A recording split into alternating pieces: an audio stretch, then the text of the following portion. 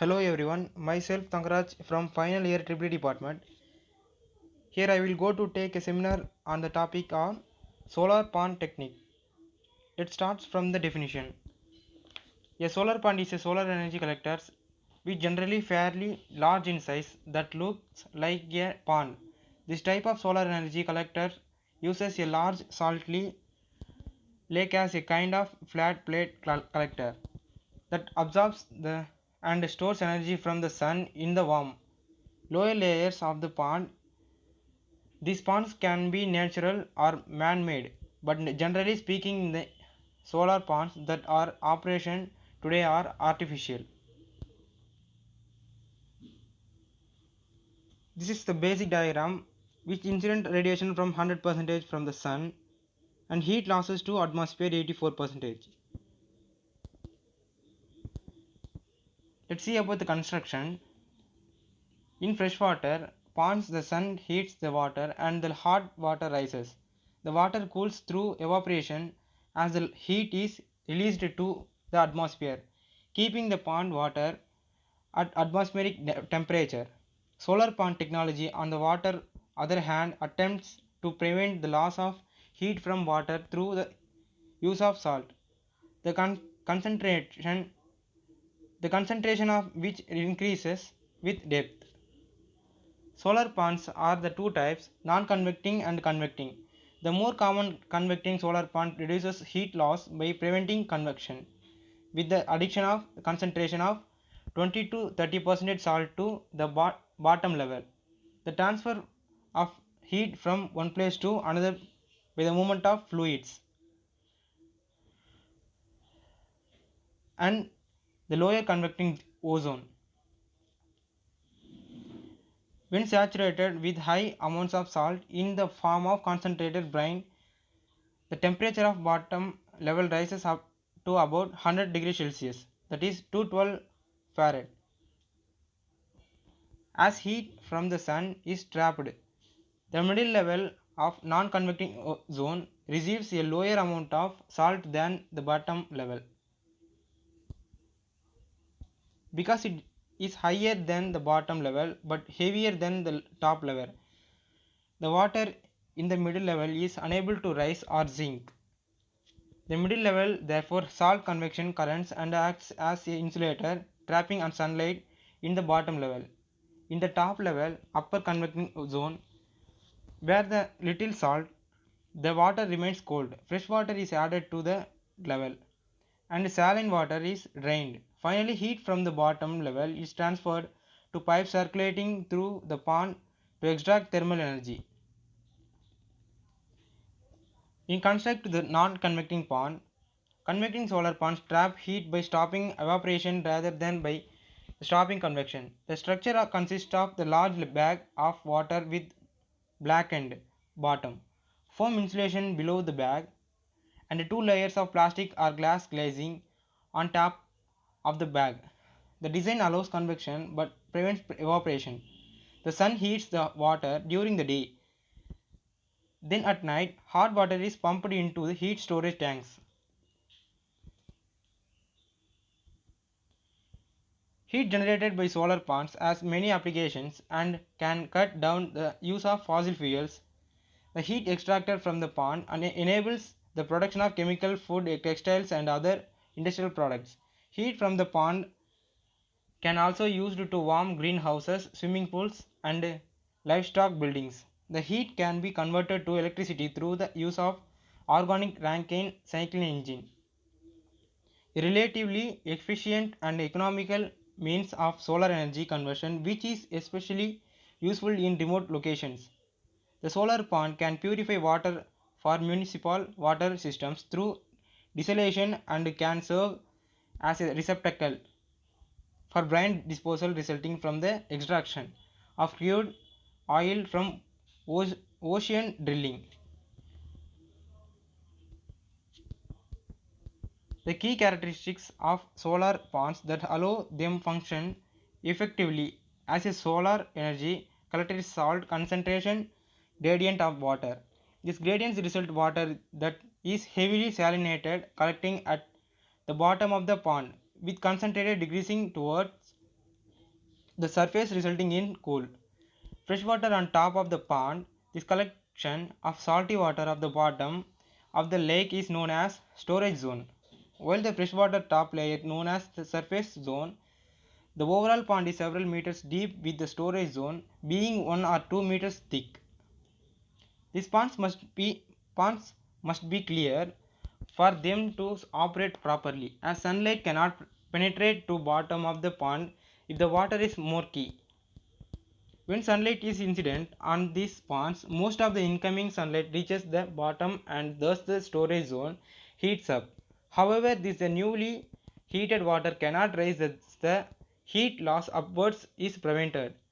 The salty water cannot rise because it's heavier than the fresh water that is top of the pond, and thus the upper layer prevents convection currents from the forming. Because of this, the top layer of the pond acts as a type of insulating blanket, and main heat loss process from the storage zone is stopped. Without loss of heat, the bottom of the pond is warmed at extremely high temperatures. It can reach about 90 degrees Celsius. If the pond is being used to generate electricity, this temperature is high enough to initiate and run an organic Rankine cycling engine. The developments. This used to thin permeable membrane to separate the release layers without allowing salt to pass through. Let's see about its principle. In a clear natural pond, about 30 approximately solar radiation reaches a depth of 2 meters. The solar radiation is absorbed at the bottom of the pond. The hotter water is the bottom becomes lighter and hence rises to the surface. Here it loses heat to ambient air, and hence a natural pond does not attain temperatures much above the ambient. If some mechanism can be devised to prevent the mixing between the upper and lower layers of the pond, then the temperature of the lower layer will be higher than the upper layers. This can be achieved in several ways. The simplest method to make the lower layer denser than the upper layer by adding salt in the lower layers. The salt used generally sodium chloride or magnesium chloride because of their low cost. Ponds using salt to stabilize the lower layers are called salinity gradient ponds. There are other ways to prevent mixing between the upper and lower layers.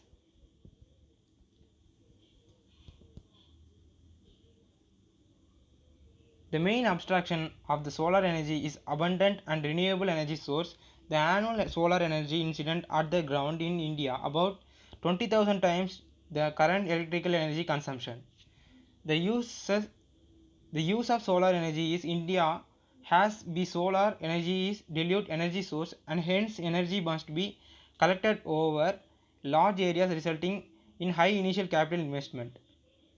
It is also investment energy source, hence solar energy systems must be incorporate storage in order to take care energy needs during nights and the cloudy days. This results further increase in the capital cost of the such systems.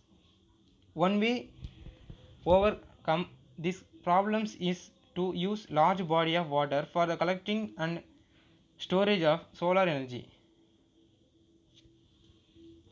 This concept is called a solar pond.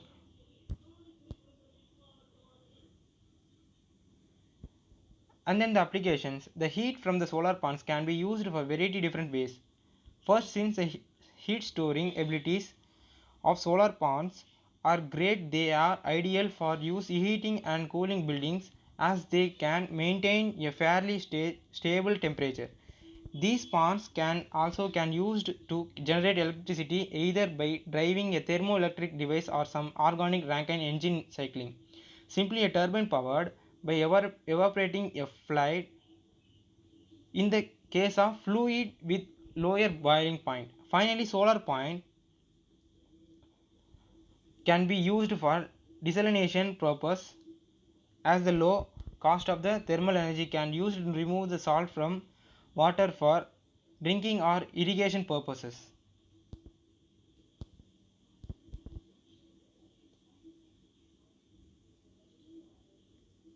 this is a radiation processing from the sun and evaporating heat losses to the ground.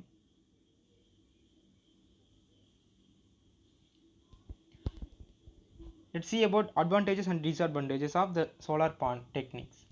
One benefit of the using these ponds is that they have extremely large thermal mass. Since these ponds can store that heat energy very well, they can generate electricity during the day when the sun is shining as well as at night. Despite being source of the energy, there are numerous thermodynamic limitations as the result of a relatively low temperature achieved in these ponds. Because of this, the solar to electricity conversion of the fairly inefficient, generally less than 2%. As well, large amount of fresh water are necessary to maintain a right salt concentration all through the pond. This is an issue places where fresh water is hard to come by, especially in desert environments. These ponds also do not work well at high latitudes as the collection surface is horizontal and cannot be tilted to collect more sunlight.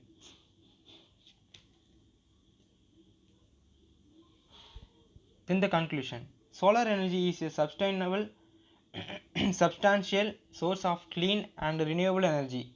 Recently, solar pond technology has made a great progress due to fact that solar ponds can collect and store heat in the same time, which has reduced the cost significantly, thus making it an area of interest for the industry and researchers. Several salt gradient solar ponds have been constructed in many regions around the world. This paper reviews the various schemes of solar ponds. In addition, the performance optimization, heat extraction mode and applications as reported in literature. The maintenance and cost effect of solar pond have also been discussed. Thank you.